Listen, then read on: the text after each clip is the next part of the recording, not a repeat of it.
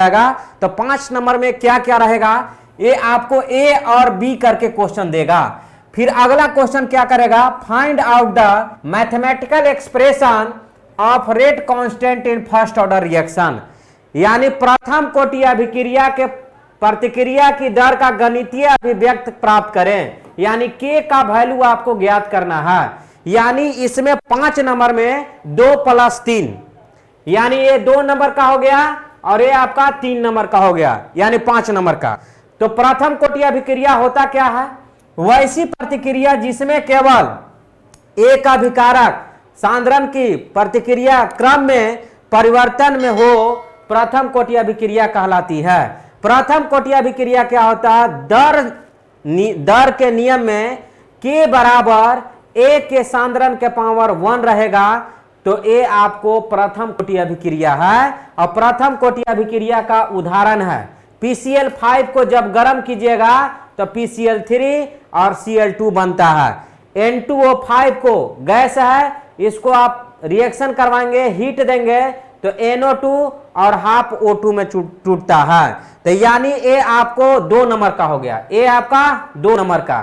3 number का क्या है, find out the mathematical expression for rate constant of first order reaction. तो देखिए इसका मैथमेटिकल कॉन्सेप्ट कैसे निकालेंगे फर्स्ट ऑर्डर का। फर्स्ट ऑर्डर रिएक्शन के लिए यहां से कुछ एक अभिक्रिया मान लीजिए, रिएक्शन मान लीजिए। रिएक्शन हम यहां से मान लिए हैं कि ए से आपका प्रोडक्ट बन रहा है, ए से आपका प्रोडक्ट बन रहा है। तो t बराबर 0 का मतलब शुरुआती समय, इनिशियल टाइम होता है। t बराबर 0 का मतलब शुरुआती समय है। क्या है आपका शुरुआती समय। यहां पे सांद्रण ए मान लिए, यहां पे 0। अगर यहां पे समय कुछ बीत गया, t बराबर t सेकेंड, t बराबर t सेकेंड, यानी समय आपका कुछ बीत गया। जब समय बीत गया तो यहां प्रोडक्ट में कुछ बना, तो यहां पे क्या हो जाएगा a - x। तो इसका दर लिखना होगा, तो इसका दर क्या हो जाएगा dx बाई क्या होता है dt। अब हम लोग देखेंगे वेग समीकरण यानी वेलोसिटी रिएक्शन आपका क्या हो जाएगा, या वेलोसिटी इक्वेशन R बराबर K इंटू ए के कॉन्सेंट्रेशन के पावर 1। तो अब यहां R के जगह पे रख दीजिए, dx बाई क्या हो जाएगा dt बराबर K इंटू ए का सांद्रण यानी बचा हुआ सांद्रण a - x के पावर 1। अब यहां पे देखिए दोनों तरफ इंटीग्रेशन कर दीजिए, दोनों तरफ क्या कर दीजिए इंटीग्रेशन कर दीजिए। तो जब दोनों तरफ इंटीग्रेशन करेंगे तो आपका dx बाई dt, 1 मिनट इसको और क्या करेंगे, थोड़ा क्रॉस मल्टीप्लिकेशन कर दीजिए।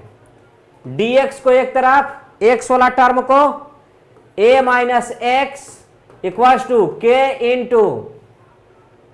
इंटू आपका dt हो जाएगा। दोनों साइड में इंटीग्रेशन कीजिएगा इसका, तो आपका क्या हो जाएगा, इंटीग्रेशन करने के बाद आपका क्या हो जाएगा कि कांस्टेंट का इंटीग्रेशन नहीं होता है, तो कांस्टेंट को बाहर कर देंगे। इसका जब इंटीग्रेशन करेंगे बच्चों -log a - x बराबर k इंटू टी प्लस सी, इक्वेशन फर्स्ट आ गया। ये आपका रामबाण क्वेश्चन है इस बार बोर्ड एग्जाम के लिए, आप कतई भी इसको इग्नोर नहीं करें। तो ये समीकरण फर्स्ट आ गया। तो देखिए ये आपको इंटीग्रेशन में c जोड़ा जाता है, तो इंटीग्रेशन में जो c है कांस्टेंट का मान कैसे निकलेगा, तो यदि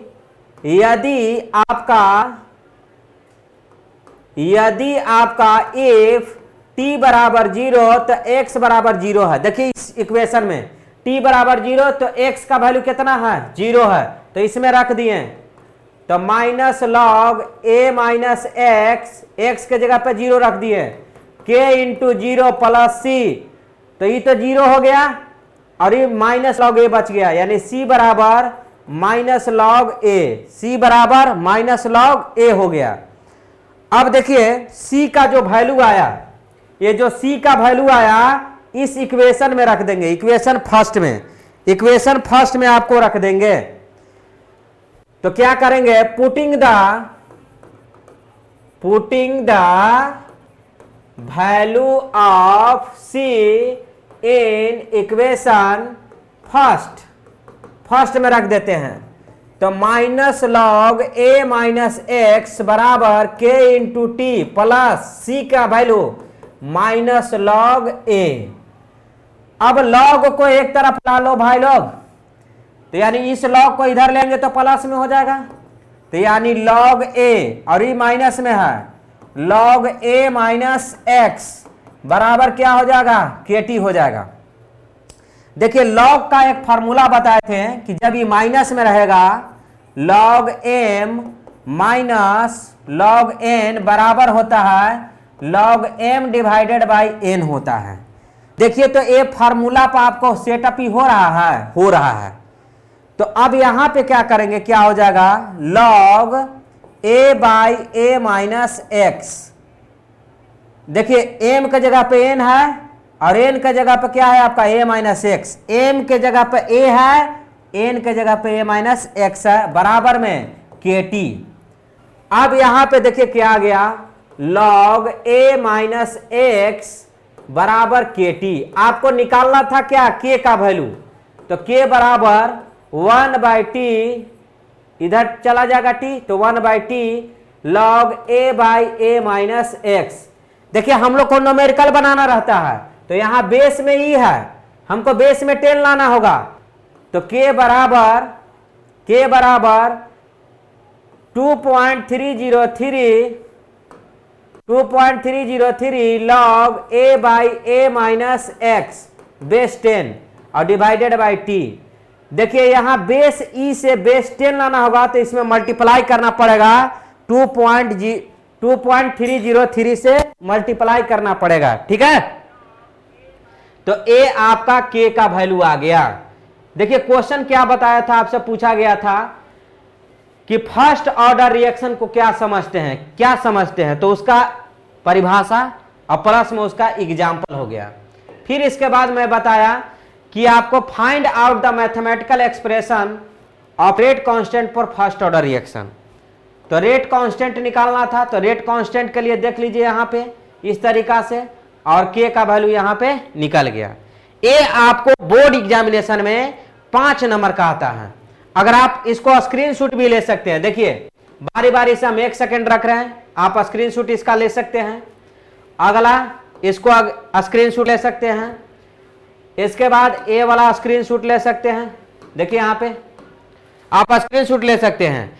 अगर आपको सेम पीडीएफ लेना होगा, सेम लिखा हुआ बोर्ड पर जो है डिजिटल बोर्ड पर, तो सेम आपको पीडीएफ अगर प्राप्त करना होगा तो मेरा टेलीग्राम चैनल पर जुड़ जाइएगा।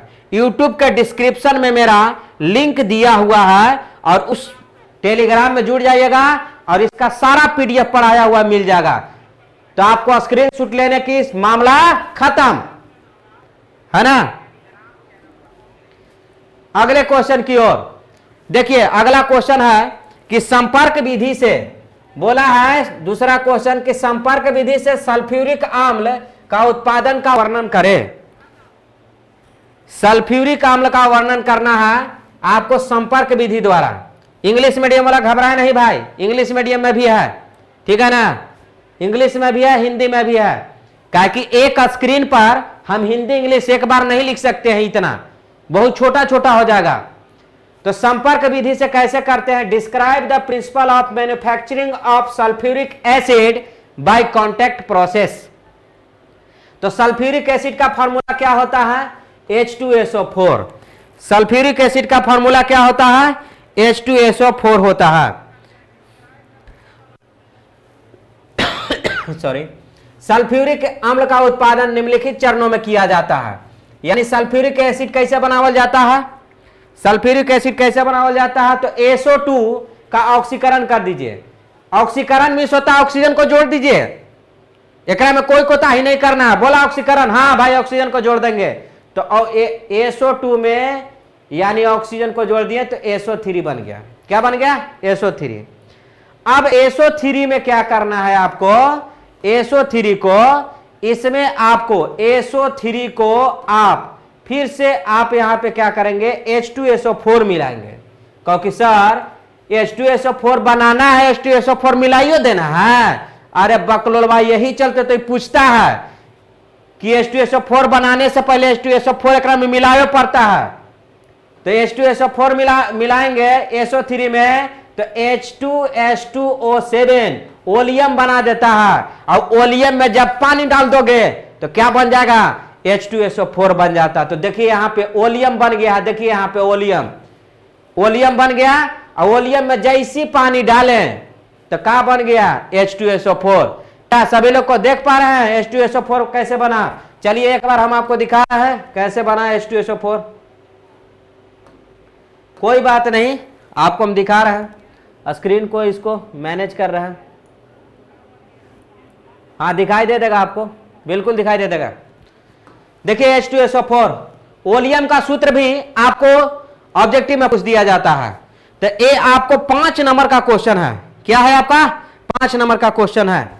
अभी धुआंधार पारी चलेगा, अंतिम तक बने रहे। 5 नंबर क्वेश्चन का तहलका मच जाएगा, ताकि आपको पढ़ के मियाज एकदम हल्का हल्का हो जाएगा।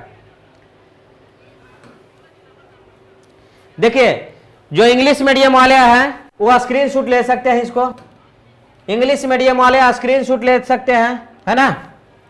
इंग्लिश मीडियम वाले स्क्रीनशॉट ले सकते हैं इसको, है ना।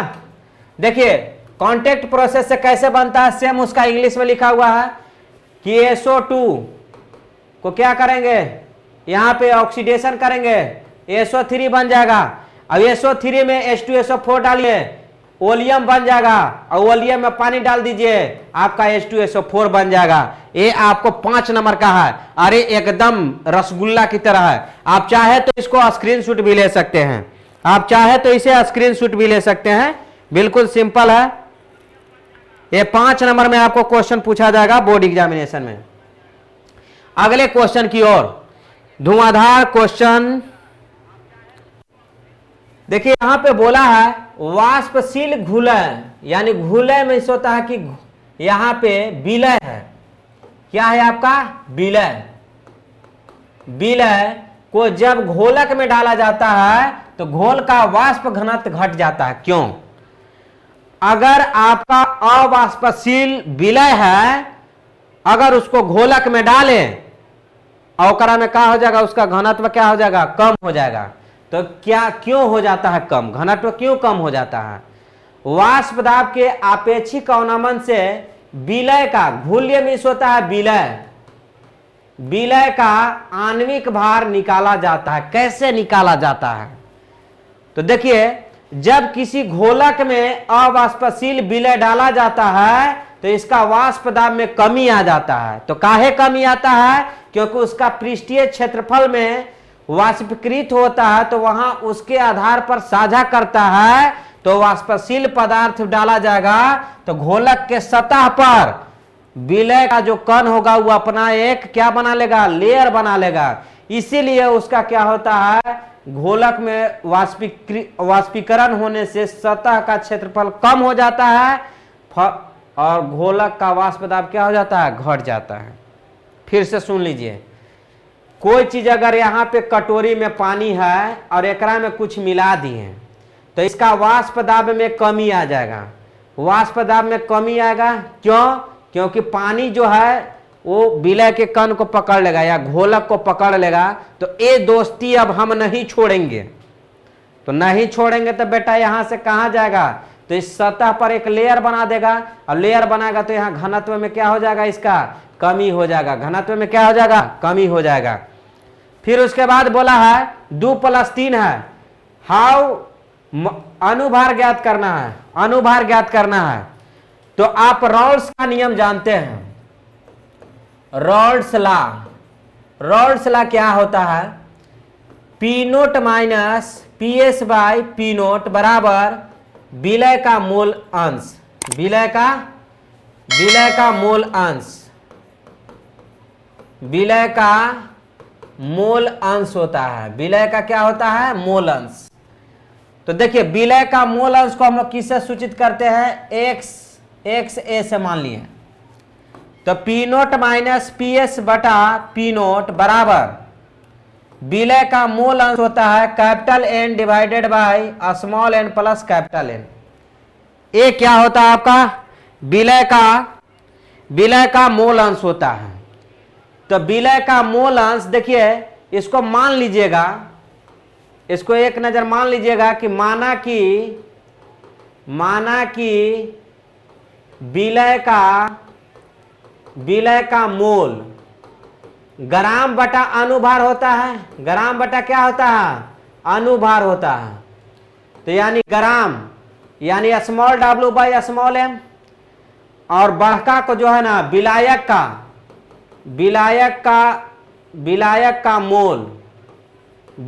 का मोल क्या मान लेंगे, बढ़का डब्ल्यू बाई बढ़का एम, ग्राम बटा अनुभार। अब इसमें P note minus P S बटा पी नोट बराबर, यहां पे देखिए, यहां पे ये फार्मूला होता है, इस फार्मूला में हम रखेंगे। लेकिन जो ये नियम होता है ये तनु घोल के लिए लागू होता है, तनु घोल के लिए। और तनु घोल कहने का मतलब क्या है, विलय प्लस विलायक लगभग केकर बराबर हो जाएगा, विलायक के बराबर हो जाएगा। किसके बराबर हो जाएगा, विलायक के बराबर हो जाएगा। तो अब इसमें हम पुट करेंगे P note minus P S बटा में P nought small N divided by capital N. अब यहां पे देखिए इसका वैल्यू यहां पे रख रहे हैं, P note minus P S by P note बराबर small W by small M, capital W by capital M. हमको अनुभार इसी का निकालना है, इसी का विलय का अनुभार निकालना है, विलय का अनुभार। तो विलय का अनुभार कैसे निकलेगा, यहां से अब देख लीजिए क्रॉस मल्टीप्लिकेशन करना पड़ेगा।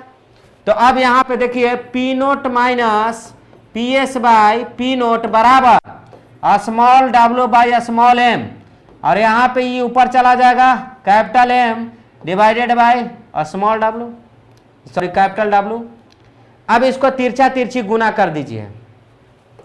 क्या करना है, तिरछा तिरछी गुना कर देना है। तो small M into capital W बराबर into P note minus P S बराबर P naught into small W by capital M. तो स्मॉल एम बराबर क्या हो जाएगा, पी नोट, ये दोनों जाएगा तो इधर बटा में हो जाएगा, है ना, P note minus P S into capital W. तो विलय का अनुभार बराबर हो गया P note minus P nought divided by P note minus P S into small W divided by capital M और डिवाइडेड बाय, ये 5 नंबर का हो गया। ए डेरिवेशन, ए आप देख लीजिए 5 नंबर का ए आपका हो गया। अगले क्वेश्चन की ओर, अगला क्वेश्चन है भौतिक अधिशोषण और रासायनिक अधिशोषण में क्या अंतर होता है। भौतिक अधिशोषण और रासायनिक अधिशोषण में क्या अंतर होता है। तो भौतिक और रासायनिक अधिशोषण में क्या अंतर होता है, हिंदी इंग्लिश दोनों में अवेलेबल है। सबसे पहले हिंदी में हम चर्चा कर लेंगे, उसके बाद फिर इंग्लिश में आएंगे।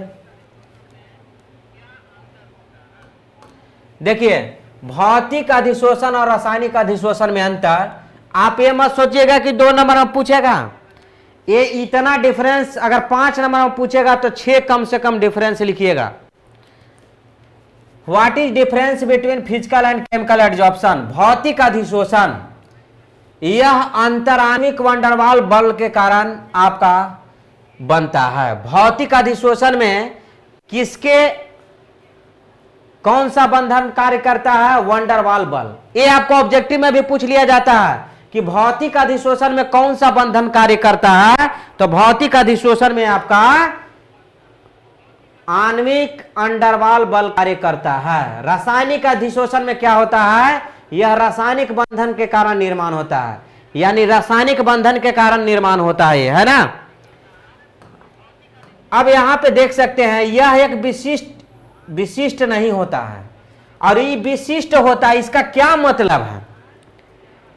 विशिष्ट का मतलब होगा कि विशिष्ट नहीं होता है कि ई अगर एक बार रिएक्शन हुआ तो और भी बार हो सकता है अधिशोषण, लेकिन एकरा में एक बार रासायनिक बंधन बना फिर वो दोबारा नहीं होगा रिएक्शन, अधिशोषण होगा ही नहीं दोबारा। तो इसीलिए क्या होता है विशिष्ट प्रकार का, विशेष प्रकार का हो गया, क्योंकि ये एक बार से दूसरा बार इसमें अधिशोषण नहीं होगा और इसमें एक से अधिक बार अधिशोषण होगा। अधिशोषण होते जाएगा, लेयर बाय लेयर बनाते जाएगा। अगर मान लीजिए एक कोई सतह है तो इस पे देखिए अधिशोषण हो रहा है, तो एक बार अधिशोषण हो गया ना तो एक बार और ही हो जाएगा, इस पे सतह बाय सतह बनाते जाएगा, यानी इसमें मल्टी लेयर बनाएगा।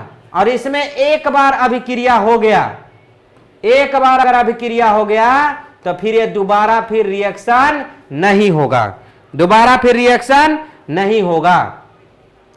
तो यानी ये विशिष्ट प्रवृत्ति का हो जाता है और वो विशिष्ट प्रवृत्ति का नहीं होता, क्योंकि एकरा में लेयर बाय लेयर बनाते रहेगा ना।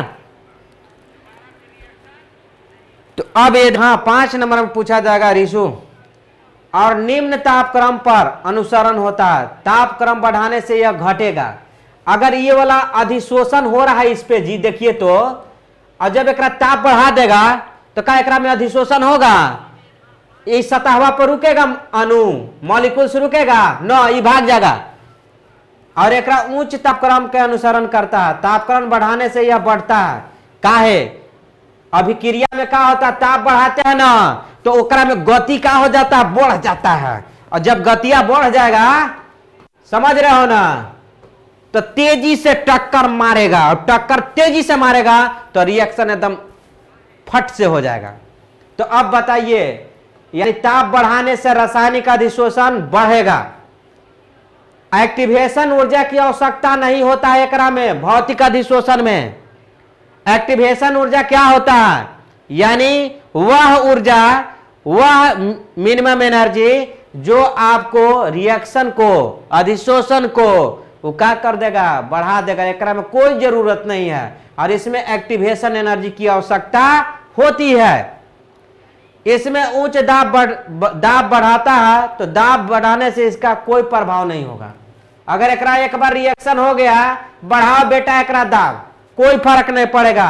अब एकरा में दाब बढ़ाएगा ना तो और लेयर बनाते जाएगा, लेयर बनाते जाएगा। अब एकरा में तो एक के बार बनाएगा, तो यानी एक क्या हो जाएगा, आपको यूनिलेयर बनाएगा।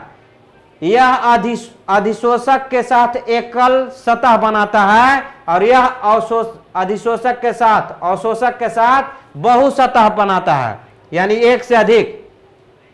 देखिए फिजिकल और केमिकल एडजॉर्प्शन में डिफरेंस आपको दिखाई दे रहा होगा। इंग्लिश मीडियम वाले भाई नाराज नहीं होंगे। It is caused by intermolecular force of attraction, यानी इंटरमोलिकुलर फोर्स ऑफ अट्रैक्शन के कारण होता है ना। It is caused by chemical bond formation. It is not a specific but it is a specific. ये स्पेसिफिक नेचर का हो जाता है। क्या हो जाता है? स्पेसिफिक। अभी बताए हैं कि अगर एक बार रिएक्शन हो गया तो फिर ये दोबारा नहीं होगा केमिकल रिएक्शन में, तो इसीलिए स्पेसिफिक हो गया और ये इसको बार बार होते रहेगा। It is favourable at low temperature, यानी फिजिकल एडजॉर्प्शन जो है कम तापक्रम पर, टेम्परेचर पर अच्छा से फेवर करेगा, अच्छा से रिएक्शन होगा। और टेम्परेचर घटाइएगा, टेम्परेचर अगर बढ़ा दिए तो एडजॉर्प्शन डिक्रीज कर जाएगा। टेम्परेचर अगर आप बढ़ा दिए तो एडजॉर्प्शन डिक्रीज करेगा। अगर आप टेम्परेचर को घटा दिए तो एडजॉर्प्शन जो है क्या हो जाएगा, ज्यादा हो जाएगा। समझ गई लो। हाई प्रेशर, प्रेशर से इसको प्रभाव पड़ेगा, लेकिन इससे हाई प्रेशर से कोई प्रभाव नहीं पड़ेगा। ये यूनिलेयर बनाता है, ये यूनिलेयर बनाता मतलब एक ही सतह बनाएगा जब ये एडजॉर्प्शन होगा तो।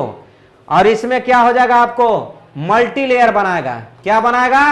मल्टी लेयर बनाएगा। किसमें? फिजिकल एडजॉर्प्शन में। अब तो रट्टा मरा गया होगा ना, बोलो। बोलो सब यस और नो, सब लोग जवाब देंगे तभी आगे हम बढ़ेंगे।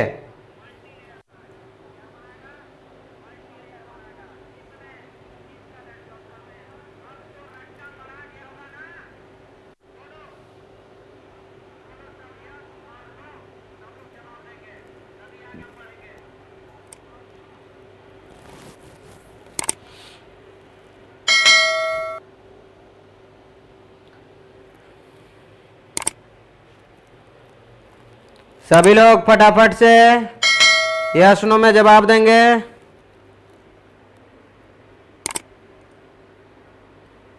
अगर आपको इस पीडीएफ को, अगर आप इसका पीडीएफ लेना चाहते हैं तो टेलीग्राम से जुड़ जाइए।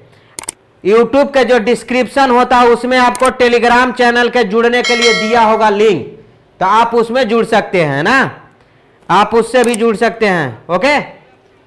आयोडीन, आयोडीन के मुख्य स्रोत क्या है? समुद्री घास से आयोडीन का निष्कर्षण कैसे होता है?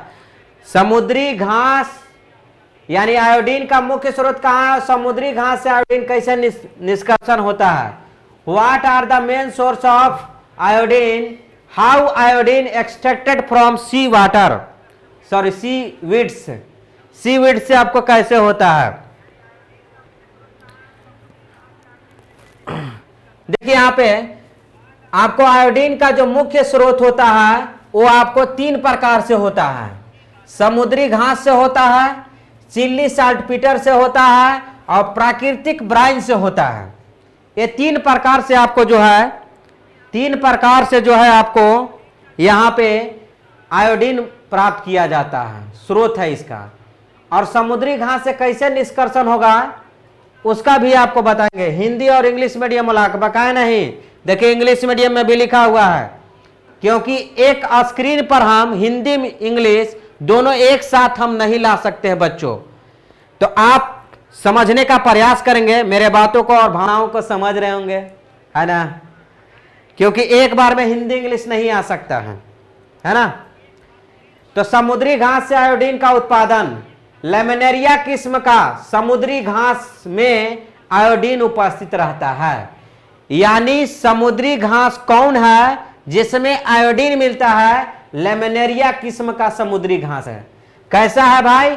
लेमिनेरिया किस्म का समुद्री घास है। और इस घास से ही, समुद्री घास से अच्छी तरह सुखाकर इसे गहरे गड्ढे में सावधानी पूर्वक जलाया जाता है।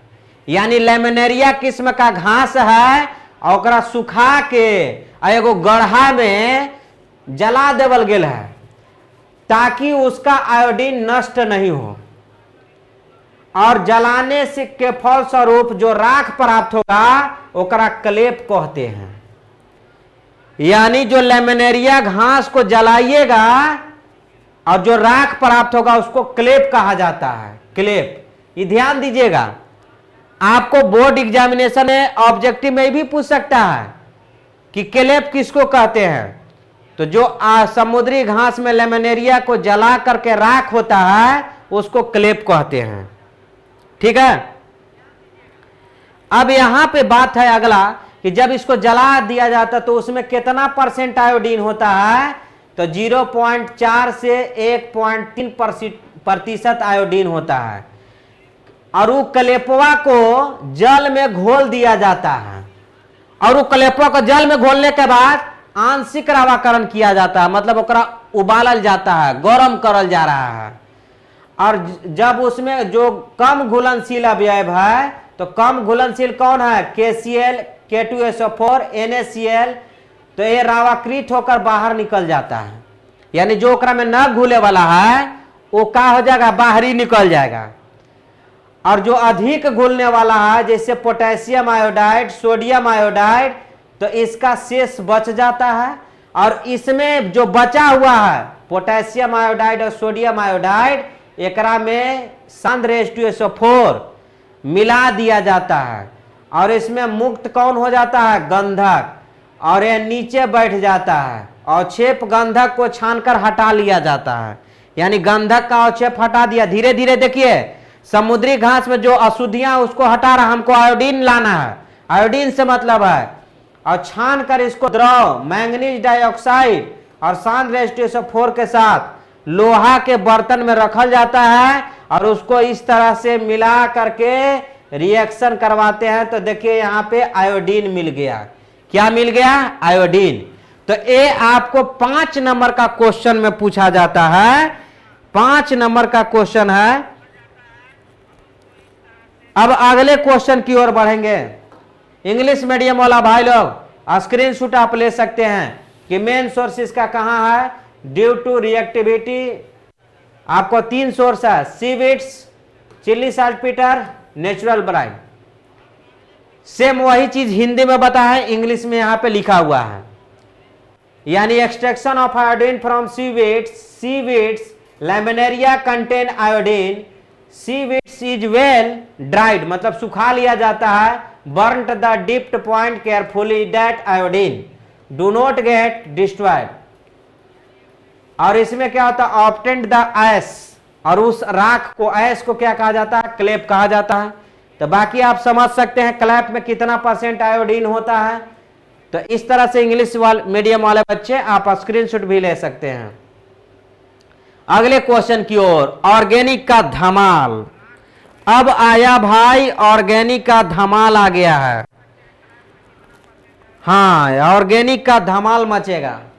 अब इसमें आपसे बोला है कि इन प्रतिक्रियाओं को पूरा कर दीजिए। ये रिएक्शन को पूरा करने के लिए बोल रहा है, कंप्लीट फ्लोइंग रिएक्शन।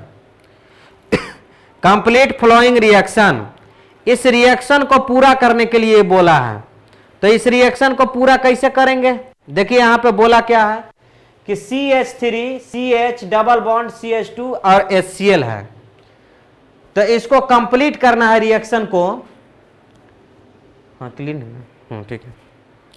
तो देखिए यहां पे क्या हो जाएगा? आपका डबल बॉन्ड है, तो यहां प्लस यहां माइनस। परऑक्साइड जहां रहेगा ना, तो जहां हाइड्रोजन कम होगा कार्बन पर, उधर क्या हो जाएगा? प्लस, और उधर माइनस, यानी यह बॉन्ड यहां टूटेगा। तो यानी क्या हो जाएगा? CH3 CH यहां प्लस, CH2 यहां माइनस, और HCl में H प्लस और Cl माइनस। तो माइनस वाला कहां जुटेगा?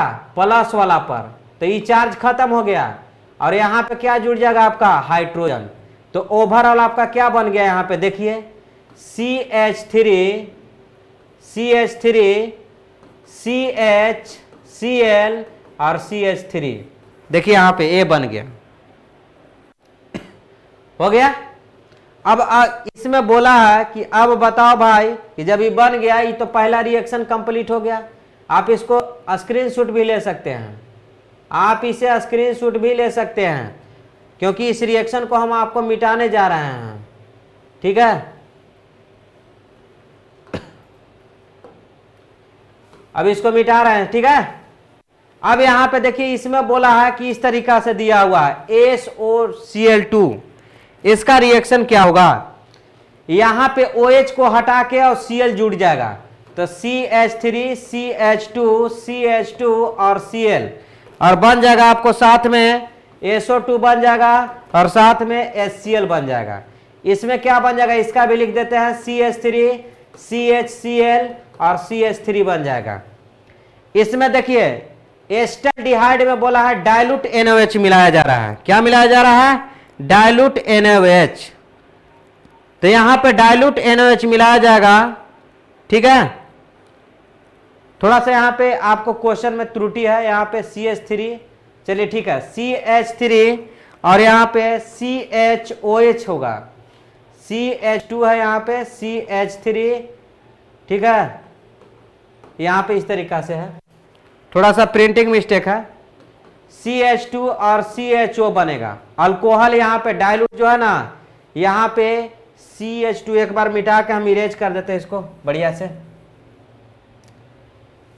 इस क्वेश्चन में CH3 CH और यहां पे CHO है, तो यहां पे डाइल्यूट जो है ना, इस जस्ट बगल वाला कार्बन को अल्फा कहते हैं, अल्फा कार्बन पर OH जुड़ जाएगा, यानी ये बन जाएगा आपका। ठीक है, CH2 CH3। ठीक है, अब यहां पे देखिए अगला रिएक्शन है कि बेंजोइक एसिड है।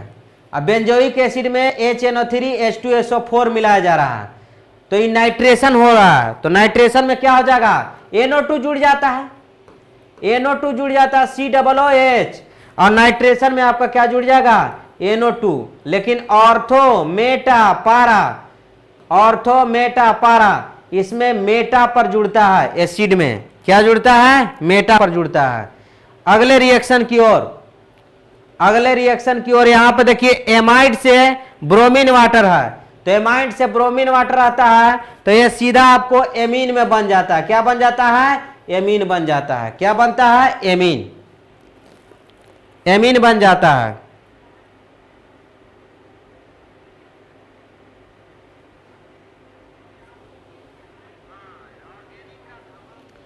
देखिए निम्नलिखित पदों को व्याख्या करें, निम्नलिखित पदों को आप व्याख्या करना है, यानी उप सहसंयोजन संख्या क्या होता है। ये 5 नंबर में क्वेश्चन पूछे जाते हैं, यानी ये आपको 5 नंबर में क्वेश्चन पूछे जाते हैं कि आप कोऑर्डिनेशन नंबर को डिफाइन कीजिए, लिगेंड क्या होता है, सेंट्रल एटम क्या होता है, और आपका इफेक्टिव एटॉमिक नंबर क्या होता है। ये आपको 5 नंबर में पूछ दिए जाते हैं। ये सब डिफिनेशन जो है आपको, ये आप इग्नोर नहीं करेंगे। ये क्वेश्चन आपको 5 नंबर में पूछे जाते हैं। कितना नंबर में, 5 नंबर में। तो कोऑर्डिनेशन नंबर क्या होता है, लिगेंड क्या होता है। कोऑर्डिनेशन नंबर क्या होता है, जिस सेंट्रल एटम के पास, जैसे देखिए यहां पे एग्जांपल ले रहे हैं, सेंट्रल एटम के पास जितने लोन पेयर इलेक्ट्रॉन डोनेट करेगा लिगेंड, उसी को कोऑर्डिनेशन नंबर कहते हैं। तो कोऑर्डिनेशन नंबर तो आपका क्लियर हो गया। अब बात रहता है लिगेंड किसको कहते हैं, लिगेंड। तो दोज कैटायंस एनायंस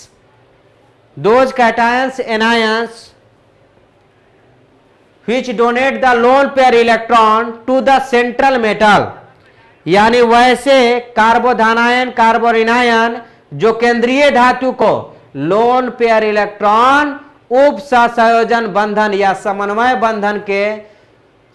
बंधन बनाते हैं, वो लिगेंड कहलाते हैं। लिगेंड का प्रकार भी बताए थे, यानी मोनोडेंटेड एक दंतु लिगेंड, बाइडेंटेड द्विदंतु लिगेंड, ट्राइडेंटेड, है ना। तो इस प्रकार से मैं बता चुका हूं, तो आप लोग इफेक्टिव एटॉमिक नंबर याद करेंगे। तो आज के इस सेशन में इतना ही, मिलते हैं अगले 2 नंबर। देखिए 5 नंबर वाला क्वेश्चन को इस बोर्ड पर बताने में थोड़ा टफ काम हो जाता है, तो आप इसको इग्नोर नहीं करें भाई लोग, घबराने की बात नहीं है। 5 नंबर वाला क्वेश्चन थोड़ा इस पे नहीं ना आ पाएगा स्क्रीन पर, आपके मोबाइल स्क्रीन पर भी नहीं आ पाएगा, मैं भी यहां स्क्रीन पर देख रहा हूं। तो आप लोग कोशिश करें जहां तक जो मैं बता रहा हूं वो कम से कम डिफिनेशन याद कर लेंगे। टेलीग्राम से जुड़ जाइएगा, टेलीग्राम पर सारा नोट्स आपको अवेलेबल हो जाएगा इसका, जो आज पढ़ा है 5 नंबर वाला। तो आज के लिए इतना ही, और मिलते हैं नेक्स्ट क्लास में। जय हिंद, जय भारत।